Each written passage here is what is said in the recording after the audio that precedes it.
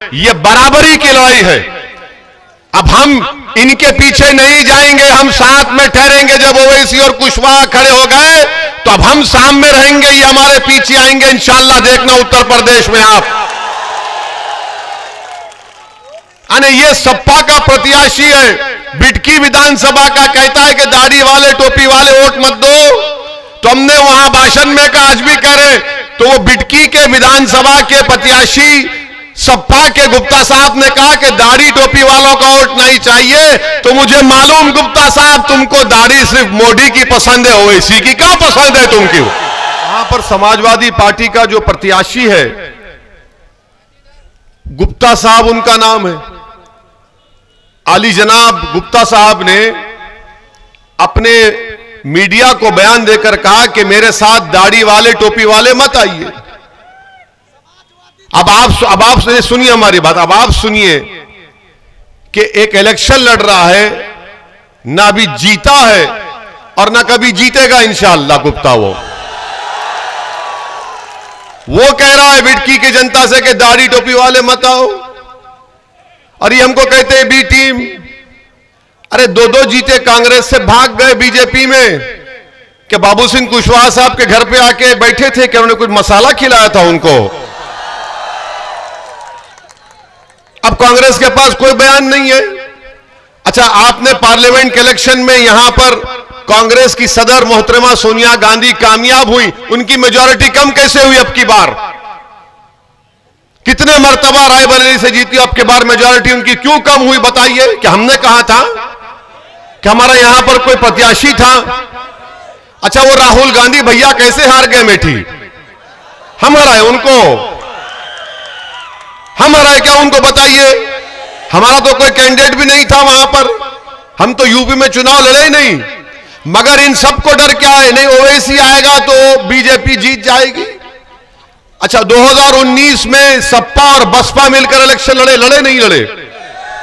आपने क्या 2019 में बीजेपी को वोट दिया? कितनों ने नहीं दिया? हाथ उठाओ।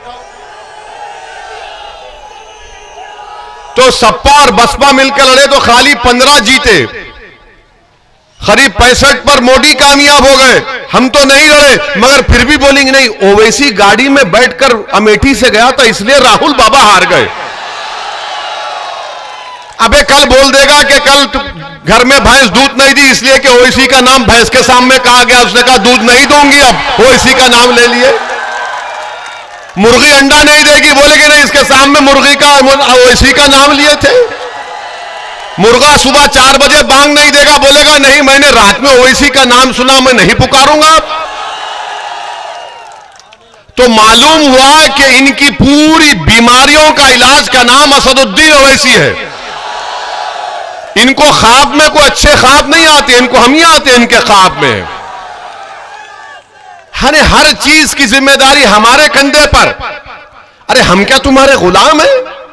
हम क्या तुम्हारे घर के कैदी हैं? क्या हमारा काम दरी बिछाना है? क्या हमारा काम सिर्फ कांग्रेस के पीछे जाना है?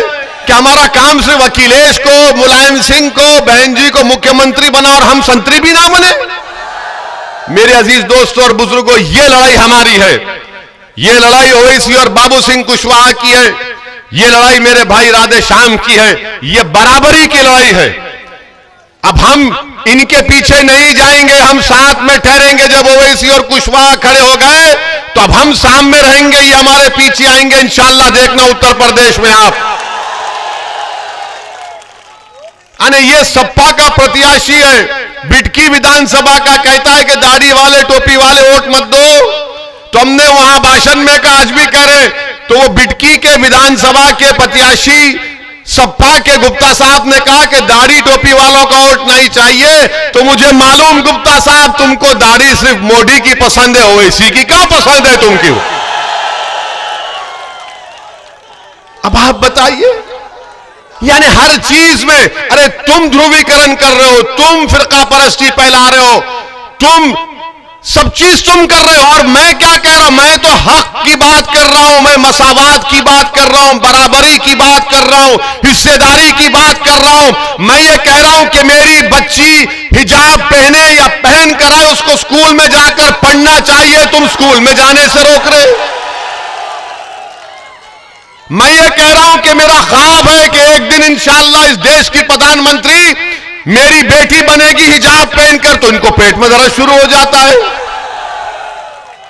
हम जब ये कहते हैं कि हमारी बेटी एक दिन इंशाअल्लाह मेरी जिंदगी में नहीं होगा, शायद मेरे मरने के बाद होगा कि वो देश की प्रधानमंत्री बनेगी, तो उत्तर प्रदेश के मुख्यमंत्री के पेट में दर्द शुरू हो गया। वो बोले कि ओवैसी तालिबान की मानसिकता रखता है। अरे बाबा, कभी बैठ के 2 मिनट बात करो, 1 मिनट में तुम उठ के भाग जाओगे। तुम ना मेरी जबान का मुकाबला कर सकोगे, ना मेरी अकल का मुकाबला कर सकोगे, ना मेरी बहादुरी का मुकाबला कर सकोगे। बाबा,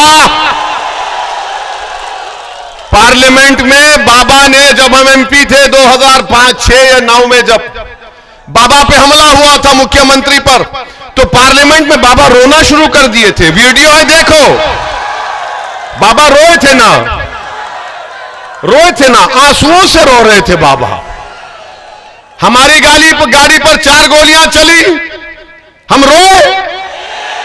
हम तो पार्लियामेंट के सदन में खड़े होकर कहे कि मौत से डरने वाले का नाम ओवैसी नहीं है। गोलियों को देखकर पीछे हट जाना मेरा काम नहीं है।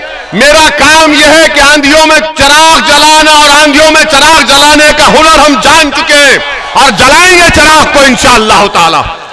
ये बातिल ताकतों का तूफान कुशवाहा और ओवैसी के अज़म और हौसले के सामने कुछ नहीं ठहरेगा, कमजोर पड़ जाएंगे।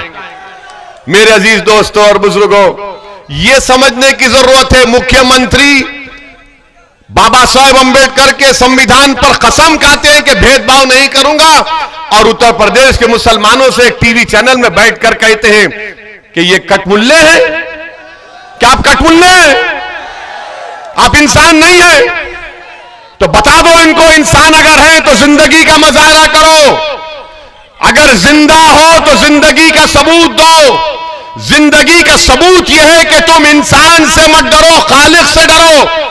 जिंदा अगर है तो बता दो कि तुम प्रधानमंत्री हो, मुख्यमंत्री हो, ओवैसी हो, तुम किसी से नहीं डरते।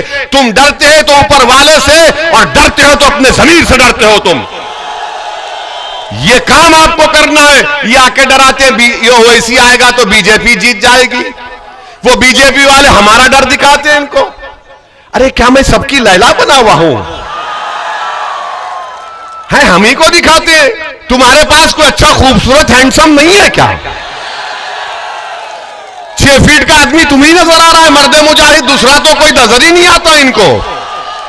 कांग्रेस को भी पेट में दर्द, अखिलेश को भी दर्द, बसपा को दर्द, बीजेपी को दर्द, आरएसएस को दर्द, संघ परिवार को दर्द, विश्व हिंदू परिषद को दर्द, बजरंग दल को दर्द, गोडसे की नाजायज औलाद को भी दर्द होता है हमसे। क्या करें फिर? मेरे अजीज दोस्तों और बुजुर्गों, ये लड़ाई बराबरी की, हिस्सेदारी की लड़ाई है। राधे श्याम हमारा भाई है। आपने सबको दिया ना, कितना एक परिवार का साथ देंगे यार? कब तक साथ दोगे? एक तरफ ये परिवार, एक तरफ संघ परिवार, दूसरे तरफ यादव परिवार। अरे कभी अपने परिवार का तो साथ दो, खुद का तो साथ दो। जैसा कि किसी शायर ने कहा, अपने मन में डूबकर पाजा सुरागे जिंदगी। अपने मन में डूबकर पाजा सुरागे जिंदगी। अगर तू मेरा ना बन सका तो अपना तो बन। आप बताइए क्या इंसाफ होगा? यह हकीकत है। बाबू सिंह कुशवाहा को उत्तर प्रदेश का मुख्यमंत्री बनाइए। हम आपसे कह रहे हैं, उत्तर प्रदेश में आज सबसे कम पढ़े लिखे कौन है? मुसलमान है। सबसे बाहर स्कूल में कौन है? मुसलमान है। सबसे कम ग्रेजुएट 3% मुसलमान है। सबसे ज्यादा गरीब बेरोजगार अल्पसंख्यक समाज मुसलमान है। सबसे कम 2 एकड़ जमीन किसी के पास है तो मुसलमान है। अगर कोई माइका लाल उठकर कहेगा ये झूठ है तो वक्त बता दो, मैं बैठकर उसको प्रूफ करने को तैयार हूं। ये मेरी लड़ाई है। उत्तर प्रदेश के जेलों में सबसे ज्यादा दलित, मुसलमान और आदिवासी है। क्यों है? मगर सबको वोट चाहिए आपका। सपा बोलेगी बीजेपी को हराना है, वोट दे दो। बीजेपी बोलेगी मुगलों को हराना है, वोट दे दो। कांग्रेस बोलेंगी परिवार को बचाना है, वोट दे दो। आपका क्या होगा मेरे भाई? क्या आप अपने घर में चिराग नहीं करेंगे? क्या आपके घर के अंधेरे नहीं चटेंगे? क्या आपके बच्चों का मुस्तकबिल रोशन नहीं होगा? क्या नौजवानों की जवानी बर्बाद होते रहेगी? मेरे अजीज दोस्तों और बुजुर्गों, इसीलिए आपको एक सियासी ताकत बनना है।